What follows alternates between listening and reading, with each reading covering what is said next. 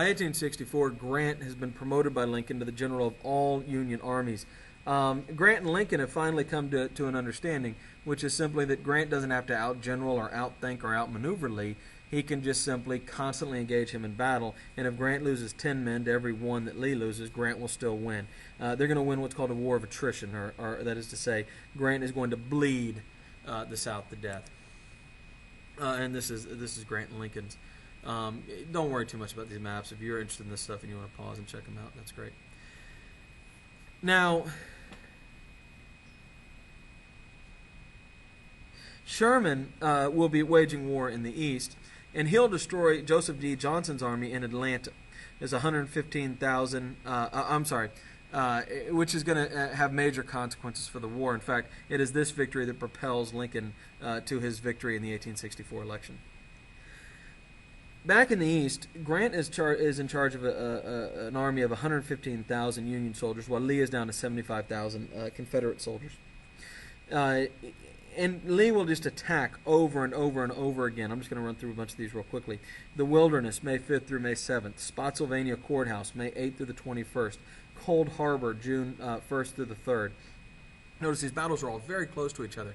And they are this strategy of just constantly attacking. Grant will try for the railroad at Petersburg, which supplies the capital of Richmond, but Lee will get there first. And Lee will be stuck. Lee will be trapped protecting the railroad at Petersburg, which will effectively end Lee's ability to wage effective war because he no longer can maneuver. Meanwhile, in Georgia, 90,000 U.S. soldiers are facing 60,000 Confederate soldiers, and Joseph E. Johnson is just simply running away from William Tecumseh Sherman's army. Johnson actually wins the only battle fought in this campaign at Kennesaw Mountain, but he's replaced with Hood because he won't fight. Sherman will burn Atlanta. Sherman has decided that the only way to get the South to surrender is to make their life hell. War is hell, he says, and the South must understand it as hell. And this is interesting because, remember, the Northern argument is that this is still part of the United States, yet they begin basically waging a war on civilians, not killing civilians, but taking their property, destroying their homes, destroying their fields. Hood will try to pull Sherman off of Atlanta by threatening to invade the North, but Sherman catches up with him at Nashville and smashes Hood's army on December 15th to the 16th. Then Sherman will turn and he'll march to the sea. This is from Atlanta to Savannah, Georgia, and then he'll turn and head south into South Carolina, north into South Carolina, who, of course, they blame for the war all along. Now, Sherman will burn and destroy everything in his path for an area miles wide from Atlanta to Savannah and then up the Atlantic coast.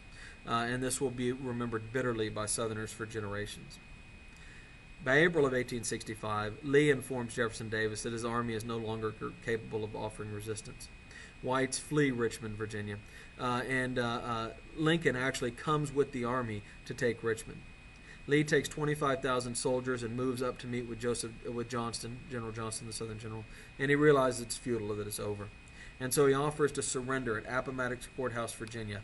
And on April 9th, 1865, Lee will meet in, as we mentioned before, the guy whose yard it started in his front parlor, to sign the surrender papers. 9 days later, Johnston will surrender. This, by the way, that's the picture of it, but that's all replica furniture because the Union officers who were in the room at the time of the surrender took everything in this man's house as a souvenir. Although, to be fair, they did throw some cash on the ground, although apparently it wasn't enough to cover the cost, including George Armstrong Custer, who we'll talk about later. But we have to ask, what if the South had never seceded? What if they had been able to patch up their differences? Slavery would have remained in the South for a while. It definitely would have gone away eventually. I mean, look around the world today. It's gone today. And we're the only country that had to have a war to do that. States' rights wouldn't have been squashed. The idea that the federal government was absolutely supreme and state governments were relatively ineffectual, that idea may not have been established. The Southern economy wouldn't have been destroyed. We're going to look at the devastation to the South in the next chapter. The Republicans probably wouldn't have dominated politics over the next 50 years as they did, or 60 years. But then we also might not have a 13th, 14th, or 15th Amendment freeing the slaves and guaranteeing citizenship and equal treatment by all. Europe perhaps doesn't turn to Egypt and India for its cotton, and maybe continues to buy southern cotton in large quantities. Ultimately, the Civil War destroyed the South. It was a bad decision by the South, and appropriately enough, I guess, it's going to be the South that faces the bulk of the major consequences.